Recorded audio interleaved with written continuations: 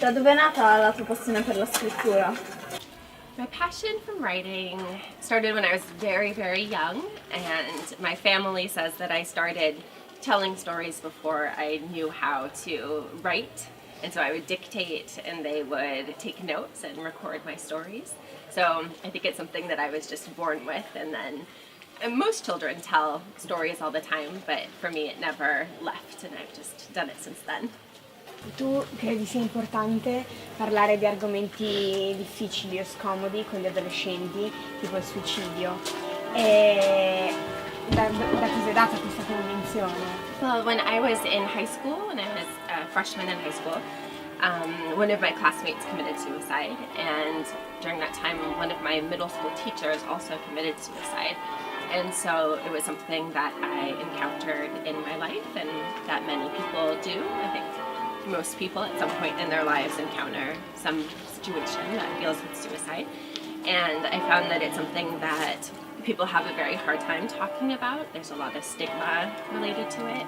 And I think that writing stories about it is one way of bringing it into the conversation and allowing people to explore their feelings or learn about a situation in an honest way.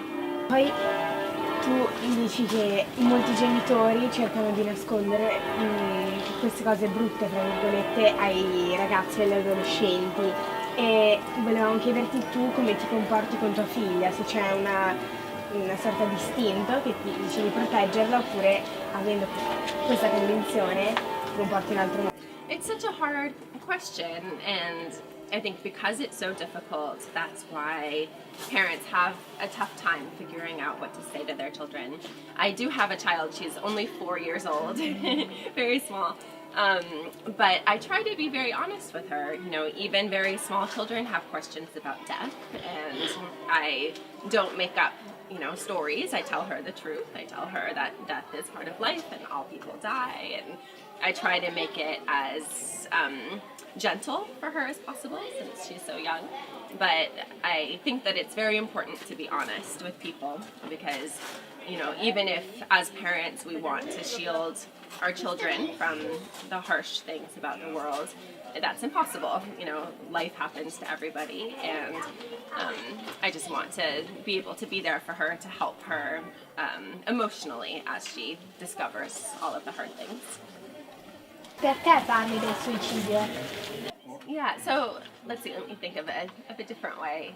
I mean, I guess I'll tell you a little bit more about when it happened to my classmate, and I found that the adults in my life didn't know how to talk about it, and I found that all of us students wanted to learn more and kind of process what we were feeling, and that our teachers didn't know how to discuss it. And so there were a lot of very silent classes and just a lot of silence surrounding it. And so I think for me also it was kind of therapeutic for me to write about that experience, having some more perspective, you know, from an adult perspective now, and just continue to work with those feelings of grief and confusion that come out of such a difficult thing. Cosa pensi che spinga i genitori molto protettivi che non parlano di certi argomenti con i figli ad illudersi che loro non verranno mai a saperne? I mean, I think it comes out of a place of love and a place of fear. I think that, you know, difficult conversations are very painful for parents sometimes, and I think parents fear, you know, parents always wish the best for their own children, and they fear terrible things happening to their children, and I think sometimes it's that thing of like, if you don't look, it isn't there. You know, if they close their eyes or if they don't talk about it, then maybe they can magically escape that reality, and maybe you can magically escape it as their child, and which, you know, is not rational, but I think is a very kind of core emotional response. Che consiglio daresti ai giovani che hanno genitori molto protettivi? My tip for them, I mean, it depends. If your parents are open to having conversations with you, I would say maybe you're the one who needs to start those conversations. You know, maybe if you initiate a conversation about a difficult topic, they will understand that you already have a lot of knowledge or awareness about that topic, and that it's not something to be afraid of discussing with you. I think, all parents do their best, but sometimes we need our children to teach us things. I know already my daughter teaches me things all the time, and so I would just take an active role in your relationship with your parents and let them know that you're ready to talk about certain subjects. Diresti ai ragazzi che si trovano a raccontare il suicidio di un loro amico? I think the first thing is not to blame yourself.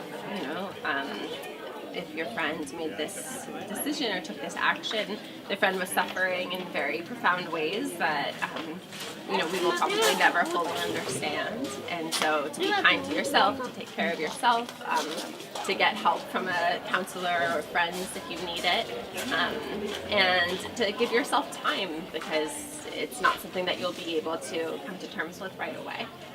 Ti identifichi mai nei tuoi personaggi come in Caitlin, per esempio?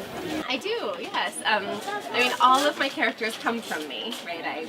They all start with me. So I definitely identify with Caitlin, but also I write fiction, so none of my stories actually happen to me, but there are elements from my life in all of my characters.